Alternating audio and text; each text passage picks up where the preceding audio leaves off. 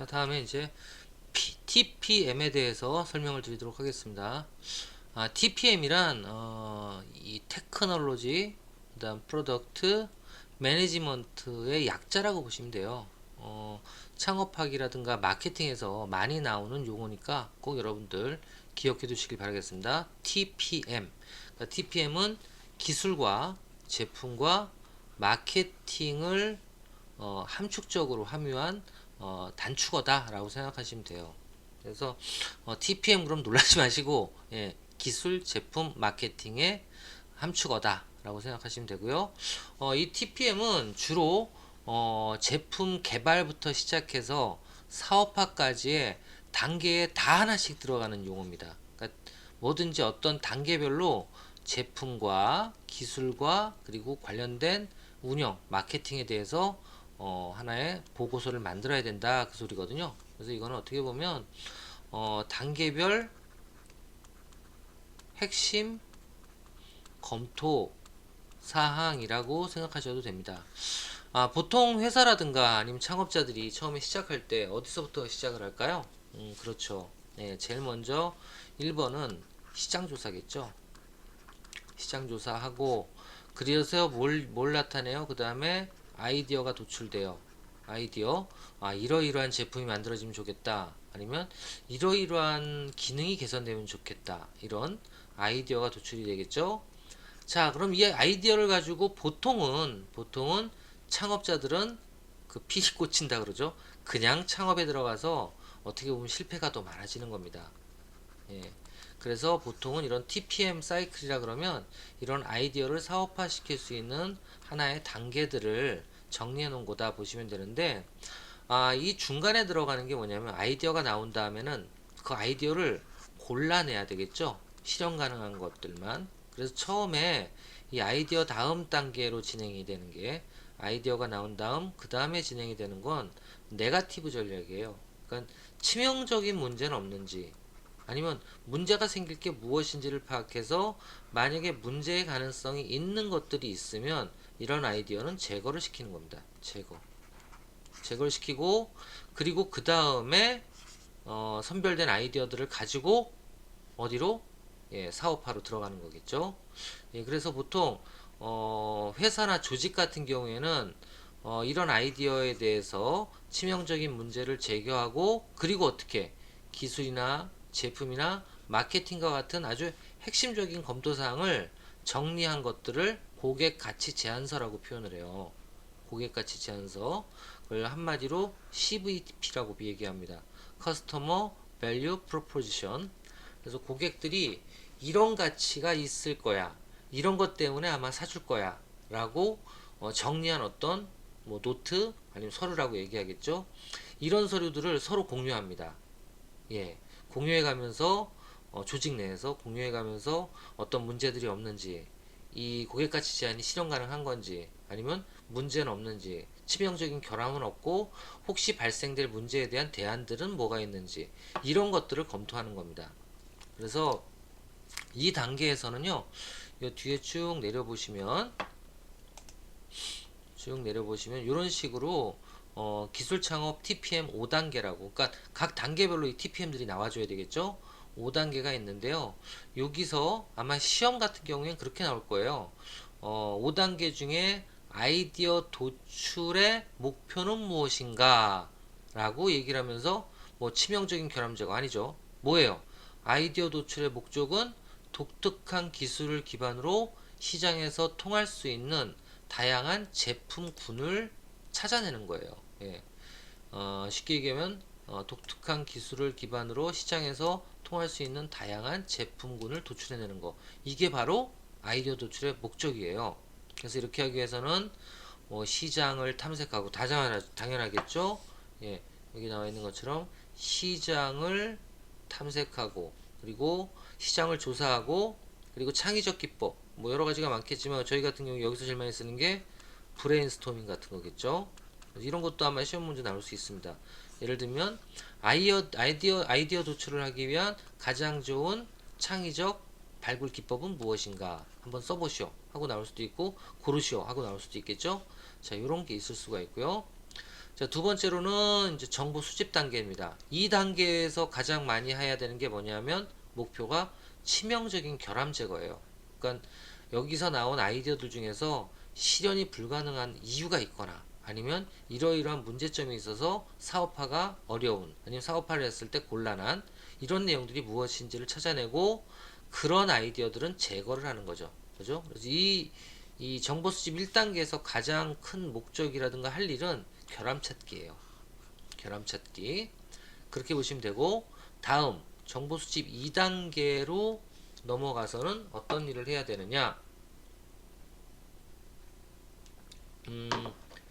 보통 1단계에서 살아남은 기술 제품을 갖다가 시장에서 전문적이고 구체적으로 만드는 겁니다. 전문가 만들기가 아니라 제품에 대한 아니면 서비스에 대한 구체화라고 생각하시면 돼요.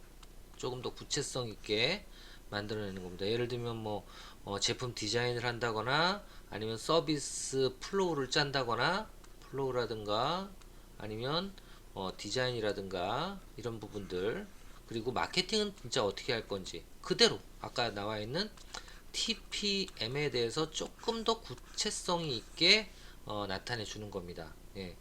그렇게 하고 그 다음에 다음 단계가 이제 사업화 전략인데요. 이때는 차별화예요. 차별화.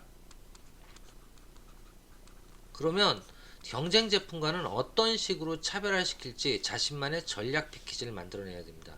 이걸 이제 비즈니스 모델이라고도 표현을 하는데요.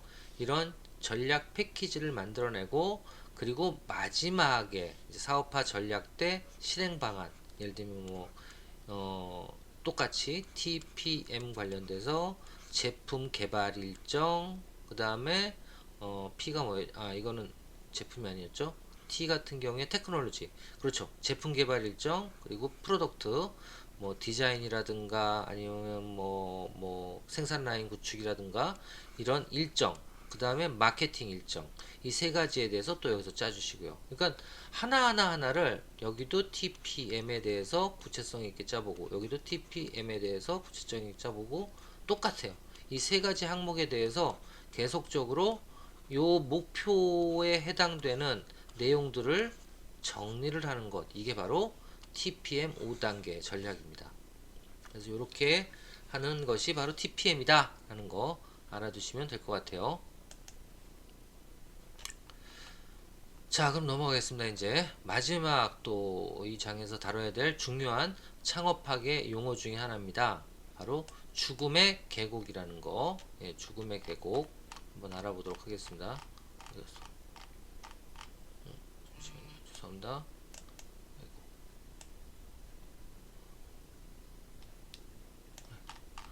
금방 넘어갔네요. 죽음의 계곡에 대해서 설명을 해보도록 하겠습니다.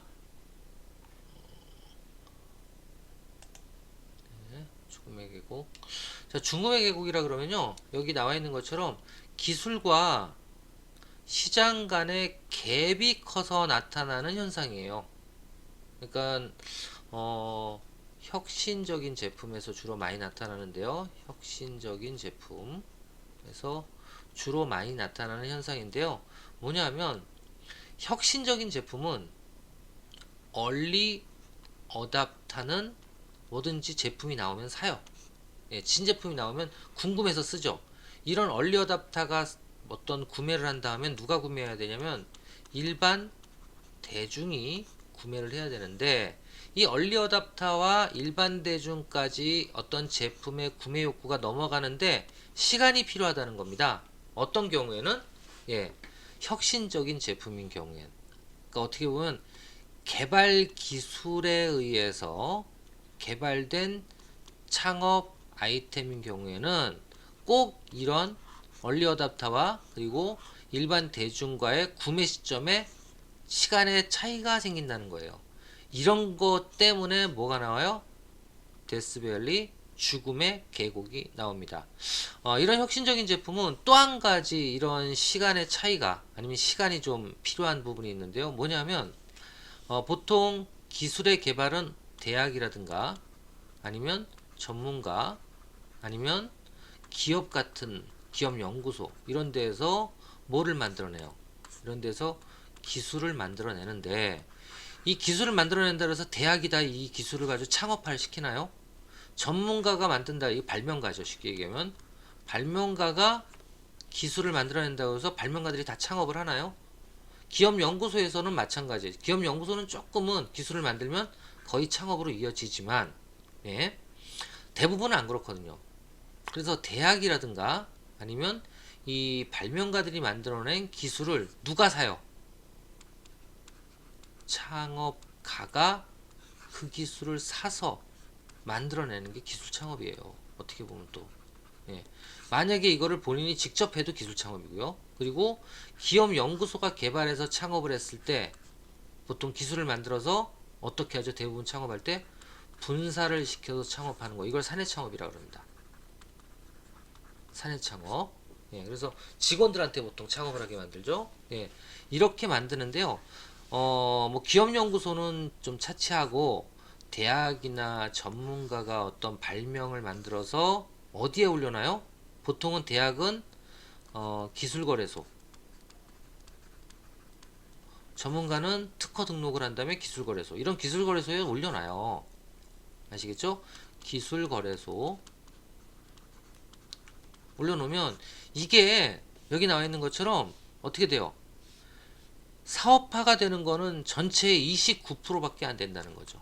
나머지는 다 사장된다는 거예요.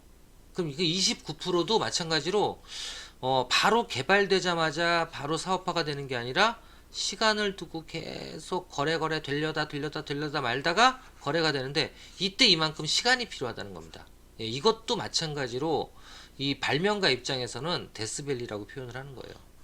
예, 그렇습니다. 그래서 데스밸리는 두 가지가 있어요. 하나는 만들어지고 창업화가 되기까지의 기간, 이때의 데스밸리, 그게 보통 29%라 그러고요. 두 번째로 얼리어답터와 일반 대중한테까지 구매 의지가 넘어갈 때까지의 갭, 차이, 이것 때문에 자금이 모자라서, 이거 시간이 분명히 필요할 테니까 이때 운영비가 없으면 어떻게 돼요? 이런 망하는 거죠. 그래서 실패하는 확률도 이 정도예요.